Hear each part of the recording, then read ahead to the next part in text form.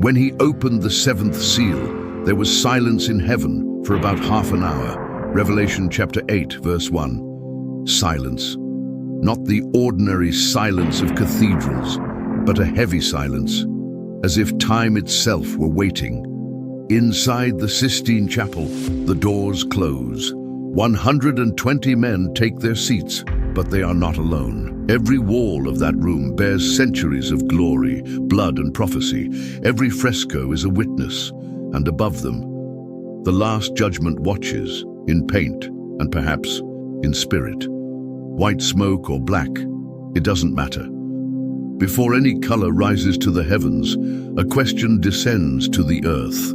Are we simply witnessing the election of a new pope, or something far greater? A spiritual movement that could hasten the end? The conclave has begun. But what is at stake is not just the future of an institution. It is the spiritual direction of billions. It is the leadership of a faith already trembling under the weight of apostasy, division, and the silence of God. Close your eyes for a moment. Imagine yourself inside the Sistine Chapel. The door locks behind you, the outside world disappears, and all that remains is the sound of footsteps on marble and the whisper of prayers no one hears.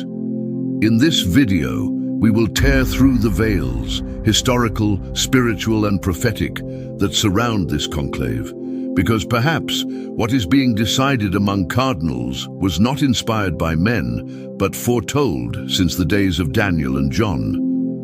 And I saw thrones, and they sat upon them, and judgment was given unto them. Revelation chapter 20, verse 4. The throne is empty. It is not merely a chair. It is a symbol of authority, of continuity, and of conflict. Whenever a pope dies or resigns, something shifts in the heavenly realms, not because he is divine, but because that seat, for centuries, has influenced nations, kings, and multitudes. But when the throne is empty, a battle begins. Human eyes see protocol, mourning speeches, and sealed chambers. But in the unseen realm, forces take their positions. Spiritual thrones are contested. Doors open in the world of principalities. Because where there is authority, there is war.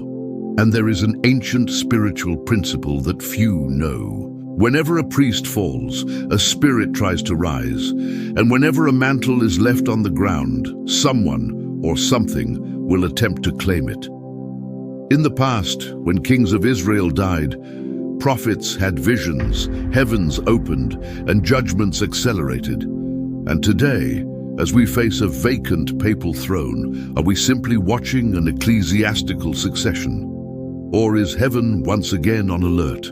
There are cardinals preparing their votes, but there are principalities probing the cracks. There is smoke rising, but there is a scent in the air that is not only incense, it is the smell of invisible war. Remember, the throne of Peter is physical, but the power surrounding it is not. In the final persecution of the Holy Roman Church, Peter the Roman will reign. Prophecy attributed to Saint Malachi, 12th century. For centuries, this phrase remained a whispered rumor, dismissed by some, feared by others. Saint Malachi, a 12th century Irish archbishop, is said to have received a vision, a prophetic list of all the popes until the end of time. And according to that list, the next pope would be the last. Some scholars consider this prophecy apocryphal. Others see it as a hidden map of the Church's history. But what is haunting is not just the prophecy itself. It is the precision with which the titles assigned to previous popes align with their pontificates. From the angelic shepherd to the glory of the olive, the titles have mirrored historical facts, coats of arms, nationalities, and the actions of each pope. And now, as a new successor is about to be chosen, a fear arises. Are we standing before Peter the Roman? If so, according to the prophecy, he will not only reign, but lead the church through the great persecution, an age of fire, of judgment, of purification. a leadership that will not only be spiritual, but eschatological and perhaps final. These people honor me with their lips, but their hearts are far from me. Matthew chapter 15, verse 8. While the faithful pray for divine inspiration, others pray for strategy. Within the Vatican walls, there is more than theology. There is geopolitics, diplomacy, economic influence, and yes, invisible alliances. The conclave is not just a sacred ritual, it is a field of tension between conservative and progressive cardinals, between ancient traditions and camouflaged modernisms, between the cross and the crown of the world. Two altars compete for the heart of the church, one built with tears, fasting, and holiness. The other, constructed with deals, positions, and secrets. And make no mistake, not all incense rising in that place is pure. There are prayers made with hidden agendas. There are names circulating not for virtue, but for influence. Who will be chosen? A shepherd after God's own heart, or a diplomat after the heart of men? The answer may define the kind of storm that's coming. Let no one deceive you in any way, for that day will not come unless the falling away comes first. 2 Thessalonians chapter 2, verse 3. Before the Antichrist is revealed, Paul announces a condition: apostasy, a fall, a departure from the faith, a silent deviation, not from the world, but from those who once believed. The shadow of apostasy hangs over many churches, but inside the Vatican, it may wear gold, speak Latin, and wear a mitre. When eternal doctrines are relativized, when sin is reframed as choice, when hell is silenced and heaven diluted, the gospel loses its blood, and the Lamb his altar. There are priests who no longer believe in the literal resurrection. There are leaders who bow more to the UN than to the Spirit. There are speeches that exalt the common home, but forget eternity. And if the next pope is just another voice confirming this path, then perhaps the black smoke will not rise only from the chimney, but from the presence of something that has long tried to enter through the front doors of the church, and it was given power to give breath to the image of the beast. Revelation chapter 13, verse 15.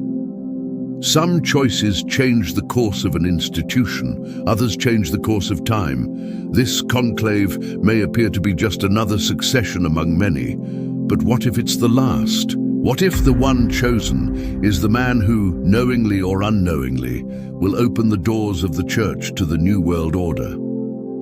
A pope who speaks all languages, who unites all religions, who accepts all practices, except the absolute truth of the gospel. A charismatic, visionary, diplomatic, and dangerous leader. The world cries out for unity. Politics cries out for stability. The earth cries out for a mediator among nations. But heaven cries out for holiness. Will this man be an instrument of God or a sign of the end?